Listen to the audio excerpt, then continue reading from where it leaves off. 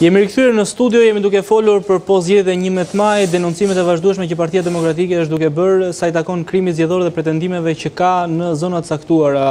Thirrjes që sot i bëri kryedemokrati zoti Berisha, zoti Trump, ndërkohë edhe një ankesë që ka shkuar në Departamentin Amerikan të Drejtësisë sa i takon thirrjes së Partisë Demokratike për të kontestuar zgjedhjet e 11 majit. Ndërkohë jemi duke folur për fenomene të caktuara që kemi parë në këtë zgjedhje. Një nga fenomenet ka qenë që, siç e përmendi edhe zoti Xhaferi, ka qenë kandidatët të cilët kanë marrë shumë vota në zona të caktuara, kandidatët më të votuar, le të themi, kanë dalë nga administrata.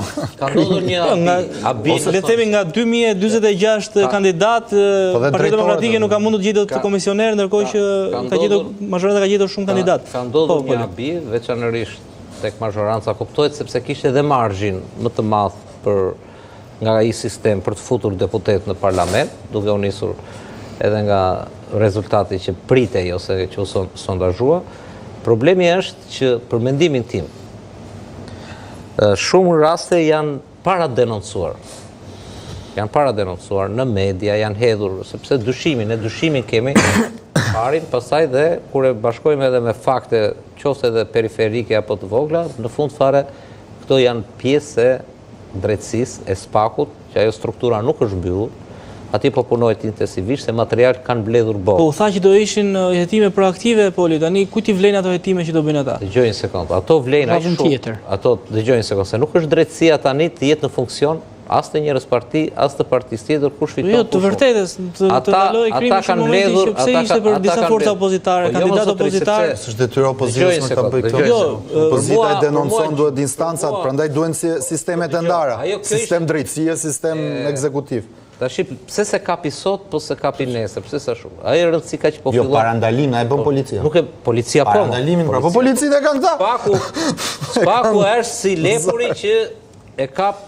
Jo, SPAK-u kap krimin, duhet konsumohet krimi, pra. Jo vetëm të konsumohet. Por SPAK-u dosin 184, dosin 339. Nuk i dënoj Poli, me i bë shumë. Dëgjoj një sekond sa. Ulet me ulsimajën SPAK-u. Po jo, ulet me ulsimajën SPAK-u. Për krim zgjedhor. Okej, ta përfundoj. Po me këtë ulet më është ministër drejtësisë. Po ai, po ta. Si mor zotrim, për dosin 184. Po me këtë ulet me komshiun, dëgjoj tani sekond. 184, u bëm lëmsh. Tani çështja është që ja shumë numra. Çështja është kjo, që për shembull kur kapet një që fotografon votën, për mua është histori koti, është qesharak. Është si puna e vijës së kokainës. Gjingjoni shkoi policia pse vajte qesharake s'është, ajo do më është e vogël thuaj. Është qesharake nëse ngelet kaq. Nëse ngelet kaq. Se çfarë është?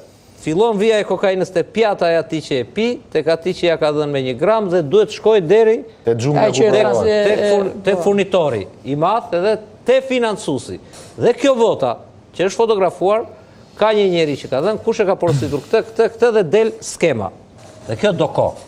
Dhe inshallah, do më thonë unë diç ka material të bollshëm që të paktën 5, 6 deri në 10 mandate janë të rrëzuara. Tek ajo që the ti. Si të rrëzuara? Janë në hetim. Janë në hetim. Tani, mandatet pse ai mban, po këta lën mandatin. Po mirë. Kjo është ca të tjerë. Po jo, ne duhet ata duhet radhë dhe mazhorancë mendon Poli se sot për shembull zoti Myslim Murrizi që bën një reagim në intervistën e fundit që ka thënë Dumani tha nuk më intereson fare as kalendari, as koha, as kur bëhet, as ashtu. Ai ka një punë të vet. Ka mbledhur ato etj dhe nuk i intereson se kush përfiton nga kjo, kush nuk përfiton, kush e do sot, kush e do para, kush e do mbrapa. Para ndalimin ti duhet të jepi një ligj më të fortë. Po për grupin e troplinëve ka vonesë të qëllimshme, se ato janë firmosur në shkollë. Po nuk ka fare vonesë. Kjo me 4 mbiemra ka firmos 30 prill, ky e ka mbajtur deri 20 maj. Kush e ka mbajtur deri 20 maj? Po ekzekutimi i arrestimit troplinëve. O zotri.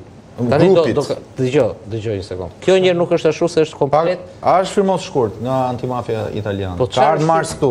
Kjo me 4 mbiemra e ka deri në 30 prill, e ka mbajtur 1 maj, 2 maj. Po jo mos unë po flas me data. Po çfarë datat unë i kam publikuar ti po thua datë. Ja po ta them unë tani. Është marrë vendimi në gjykatën e prokurorisë së mafisë. Është 1500 faqe. Hapet e Alfa e ke në italisht. Dakor, po. Ky merret, sillet këtu. Sillet këtu. Përpunohet. Ju caktohet 2 prokurorëve që janë prokurorët Dritan Prençi dhe tjetri. U kry. Përpunohet nxirret dhe kjo Çohet GKK. dhe është çuar në GKK në datën 19 Kur më 19? prill. Po, kjo deri kur e ka mbajt? 1000 faqe vlla. Po kur e ka firmos, e ka firmos? Në 30. Prill. Po. Se s'është ekzekutuar pra. Tani. Pritet se javën e fundit ka impakt ajo. Është operacioni përbashkët po të them.